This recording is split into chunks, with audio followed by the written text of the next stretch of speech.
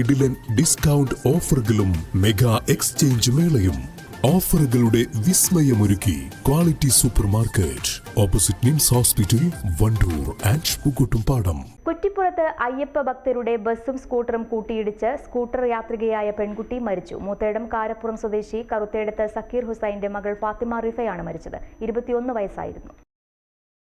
ദേശീയപാത 66-ൽ കുറ്റിപ്പുറം താലൂക്ക് ആശുപത്രിക്ക് സമീപം ഇന്ന് രാവിലെ 7:30 അപകടമുണ്ടായത്. റിഫയ്ക്കൊപ്പമുണ്ടായിരുന്ന സുഹൃത്ത് ഇരുമ്പിളിയം വെല്ലൂർ സ്വദേശി നിയ നിസ്സാര പരിക്കുകളോടെ അത്ഭുതകരമായി രക്ഷപ്പെട്ടു. കുറ്റിപ്പുറം റെയിൽവേ സ്റ്റേഷനിലേക്ക് ട്രെയിൻ കയറാൻ പോകുന്നതിനിടെയാണ് അപകടം സംഭവിച്ചത്. ദേശീയപാത വികസനം നടക്കുന്ന ഭാഗത്ത് വെച്ച് കർണാടകയിൽ നിന്നുള്ള അയ്യപ്പ ഭക്തർ സഞ്ചരിച്ച ബസ് പെൺകുട്ടികൾ സഞ്ചരിച്ച സ്കൂട്ടറിൽ തട്ടുകയായിരുന്നു. നിയന്ത്രണം വിട്ട് സ്കൂട്ടർ മറിയുകയും റിഫയുടെ ശരീരത്തിലൂടെ ബസ് കയറിയിറങ്ങുകയുമായിരുന്നു. സംഭവസ്ഥലത്ത് വെച്ച് തന്നെ റിഫ മരണപ്പെട്ടു.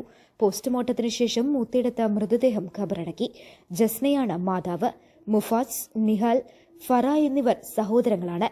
കോഴിക്കോട് ദേവഗിരി സെന്റ് ജോസഫ് കോളേജിലെ 3ാം വർഷ ബികോം വിദ്യാർത്ഥിയാണ് റിഫ. News bureau, Moothedam.